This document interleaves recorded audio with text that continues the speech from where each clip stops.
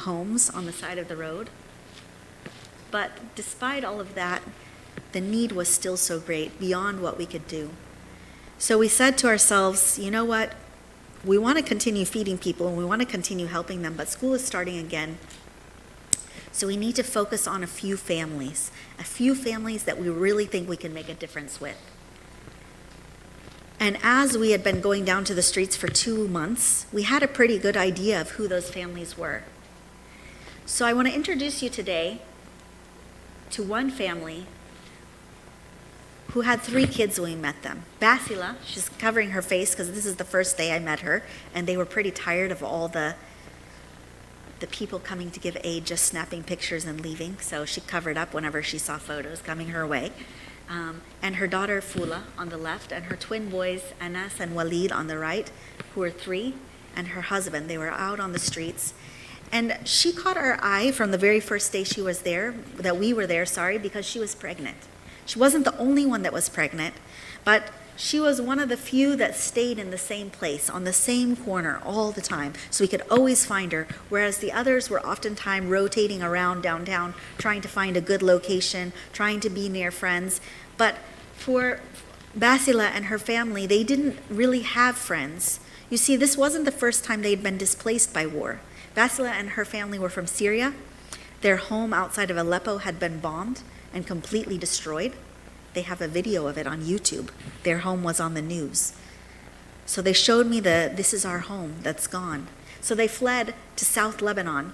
And when October 7 happened and we started being hit from the other side of the border, their home was again destroyed, even though as Syrians, and her husband is just a construction worker, they had no part in anything.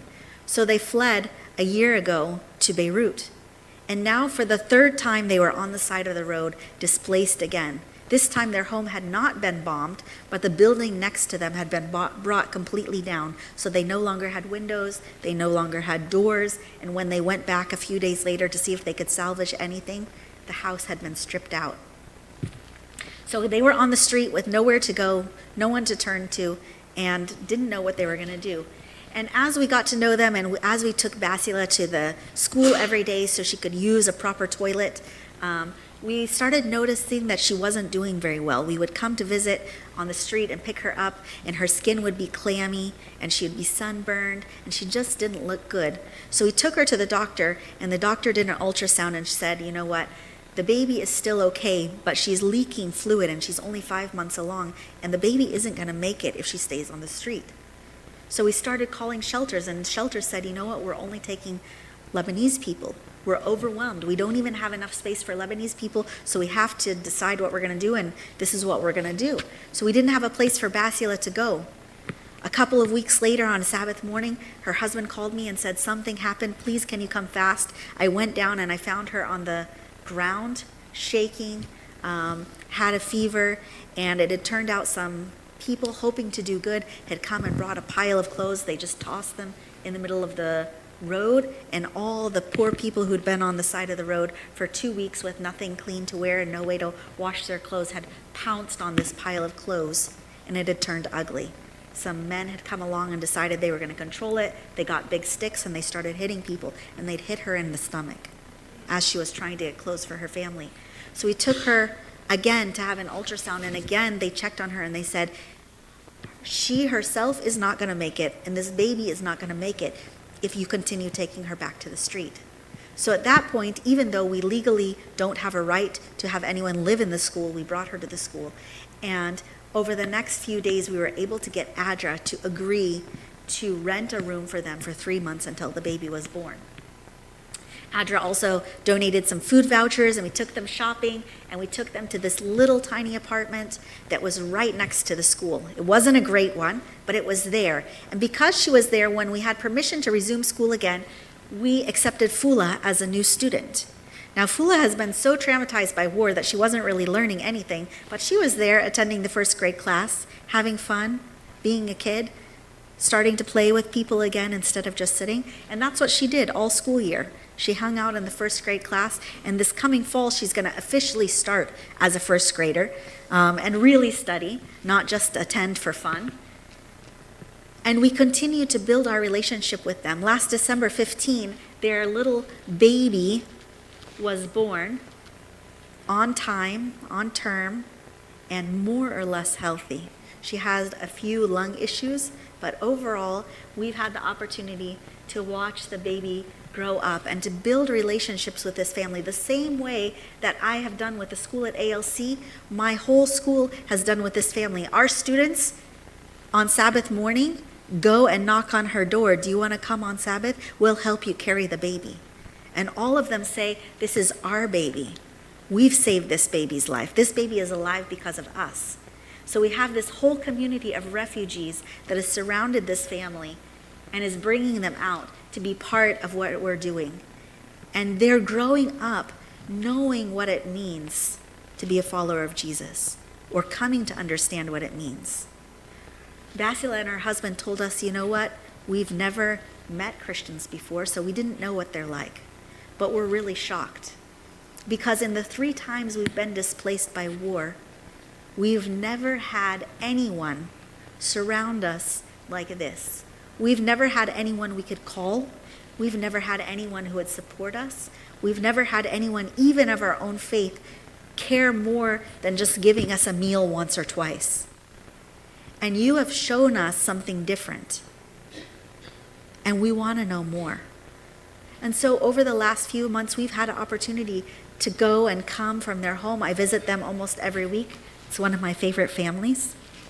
Also because they named the baby after me, so I have to go see baby Alexis every week, watch her grow up. But in this time, we've had an opportunity to share. And they've been amazed because they said, you know what? Adventists believe so many things that we believe.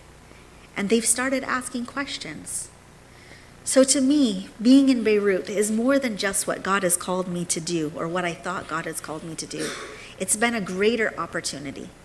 So I want to thank you guys today because over the years, you guys have given things for the little backpacks, toothbrushes. Some of you have actually sponsored students in the far past. I don't remember when, 5 or 6 years ago.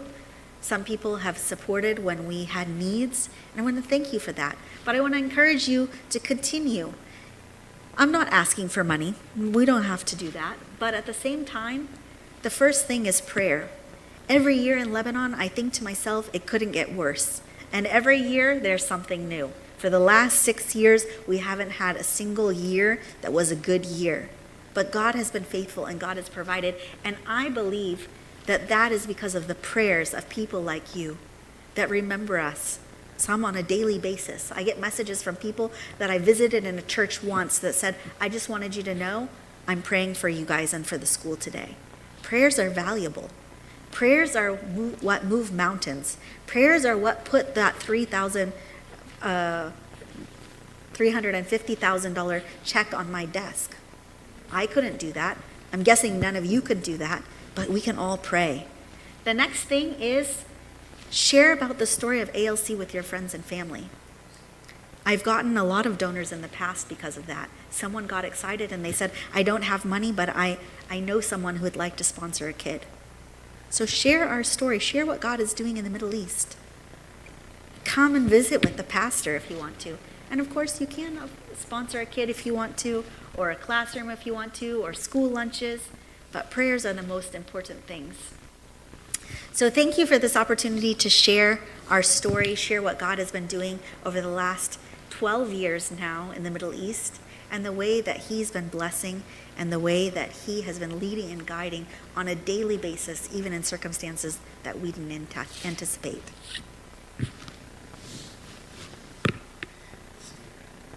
Okay, I'm staying here. Stay right there. Can we give Alexis a big hand? You know, we partnered with this school from about 7 years ago. I remember getting a text from you about, I said, what is the biggest need? You said, it's the dental part of it. The kids don't get to see dentists because they're not Lebanese, and we sent money over, and there was a local dentist who came and saw the kids. And True. It's just, and it makes my heart feel so great. I've been over there. We've seen the school and the great work that she's doing. I did have one question for you, because we've got kids from this church who are spending a year overseas as missionaries, and former students who are former kids at this church who went overseas.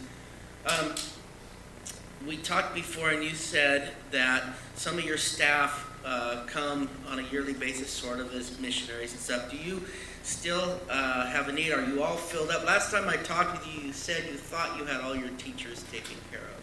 As of right now, we have all the regular teachers taken care of. We still just need a PE teacher. Well, maybe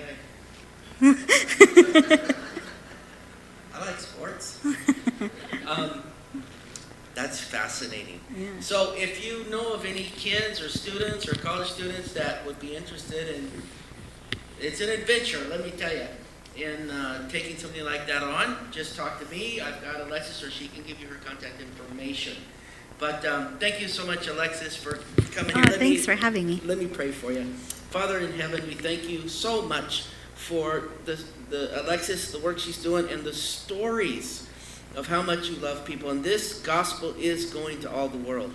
Thank you for showing us the path forward, that if we're going to win souls to Jesus, it's got to be the method Jesus used to win their confidence, to minister to them, and then invite them, follow me, or follow Jesus. So thank you so much for bringing Alexis all the way from Beirut here to Canby, Oregon, and bless her, I pray, as she goes now to Woodburn Church to share this story in Jesus' name. Amen.